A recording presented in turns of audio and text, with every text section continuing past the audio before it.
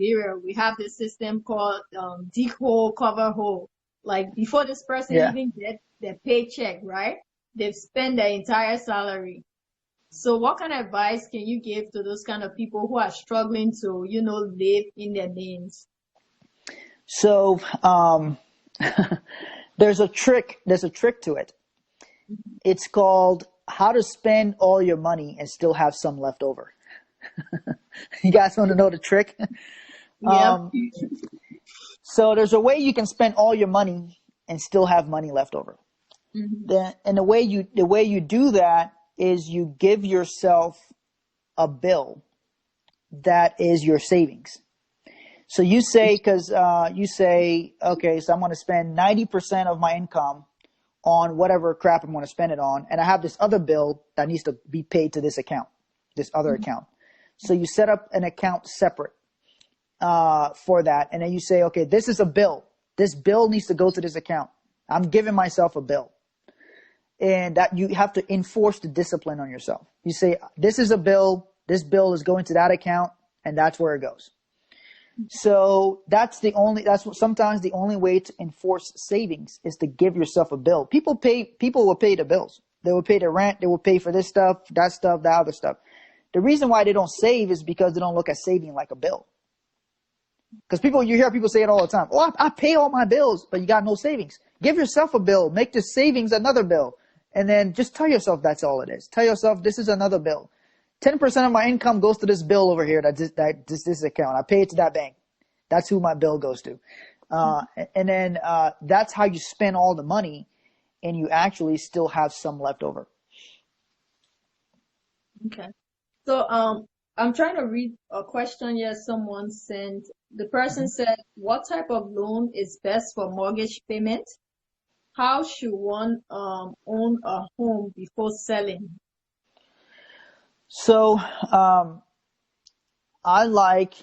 here's the thing. So the type of real estate that I like is one where people pay me. So you have people in there that are paying you, okay? So that's my favorite kind of real estate. So in that scenario, you're in a state. I'm just going to talk because I don't know about how to do the mortgage. Can you hear me okay? Yeah, I can hear you. Okay. So, damn, I'm having an echo now. All right, hold on. For some reason, I just got an echo. Well, you're perfect on my end. I can hear you. Okay. Okay. I'll just continue from that point of view then. Now, let me do this. I'm going to remove my earpiece, and put it back in because otherwise it will be super distracting. So just give me a second here. Let me put this back in. Okay, can you still hear me okay? Yeah. All right. Okay, so the echo's gone. All right. So in the States, you got 30-year mortgage, 15-year mortgage. You got a whole bunch of different kinds, right? Now, a 30-year mortgage allows you to have the lowest payment, essentially. Basically, a 30-year mortgage, you get the mortgage for over, you got 30 years to pay for it. Now, if this is a property that either I'm going to sell in a few years, or I'm going to keep for 10 years and sell it to somebody else, or whatever the deal is, I would want to have the lowest payment because I can increase my cash flow, right? That means if I have the difference of paying more on a mortgage versus paying less on a mortgage, I would pay less because I'm looking at this property from a cash flow point of view. Not am I trying to pay my mortgage off fast. That's not my goal. My goal is to maximize cash flow from the property. So if I have a 30-year mortgage and I have a lower payment to pay on a mortgage, that means the difference between what I'm earning from the tenants and my mortgage is my profit, my cash flow, plus whatever expenses I have, all that. It's my cash flow. So now when I go, let's say I have this property for 10 years and I go to sell this property, I will be selling it based on the cash flow. I'd say, look, if you buy this property, here's how much cash flow this property will produce for you.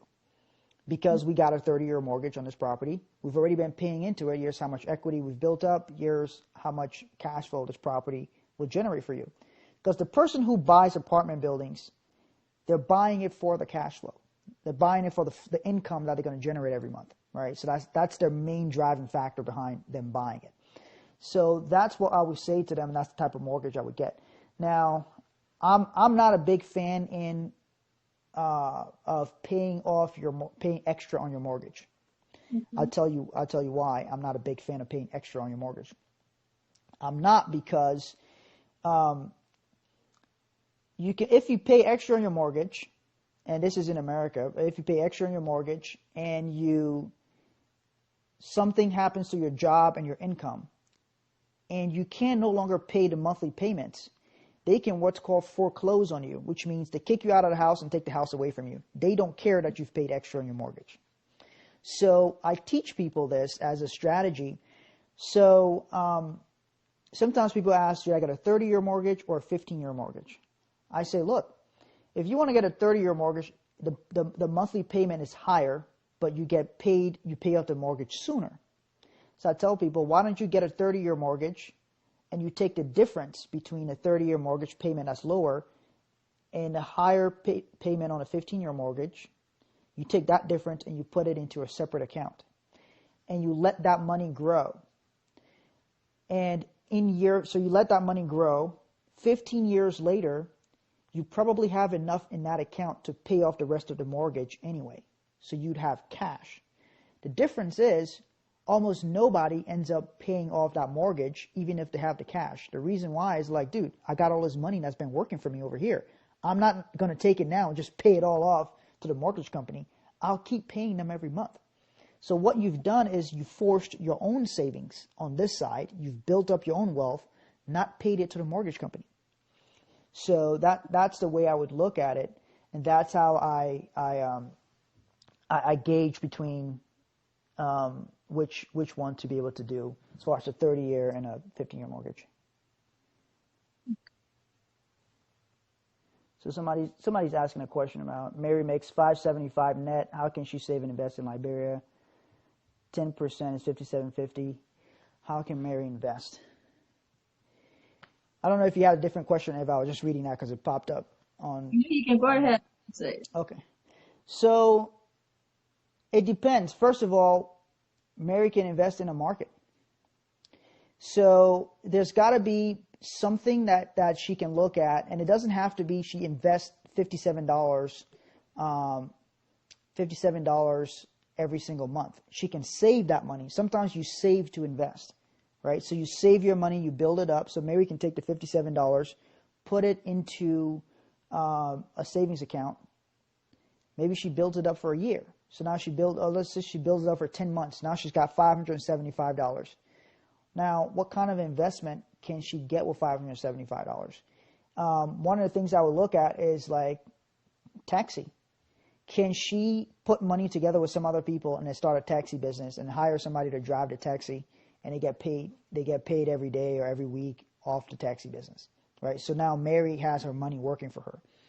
So you have to start looking at, okay, is there something somebody wants to sell, but they don't have money, but they're good at selling stuff, and Mary can put up that money and they can go in and start selling stuff. Maybe Mary wants to sponsor somebody to do a market, and every day will buy goods, take it to the market, and sell it.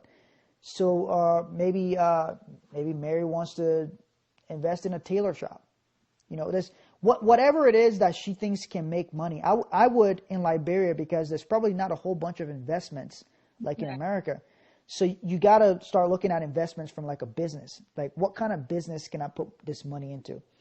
So she just needs to put her 10% away into an account and build it up and say, okay, now I got $500, almost $600. Okay, what kind of business can I put this money into? And can I get somebody who would do the business working for me? There's all kinds of things you can do. There's a guy in Ivory Coast. He started with one taxi cab. He drove the taxi cab himself, and then he then bought another taxi, bought another one. Then he just had a whole fleet of taxis. And so that was his business. The guy became rich in Ivory Coast from taxi business. So, and in Ivory Coast, it's actually a very successful business. You buy a little used car, you hire somebody, you get it, you pay, you get a little meter, because in Ivory Coast they got the meter and everything. So you got the meter on your taxi and everything. And then somebody goes and drive all around and pick up people, and there you go. And that stuff produces thousands of dollars per month in Ivory Coast in cash flow. So Basically, in Africa now, we have to be more creative because we yeah, lack a system that provides, fundings to start up businesses. So we just have to be more creative and see how we can pull our funds together to be able to have other businesses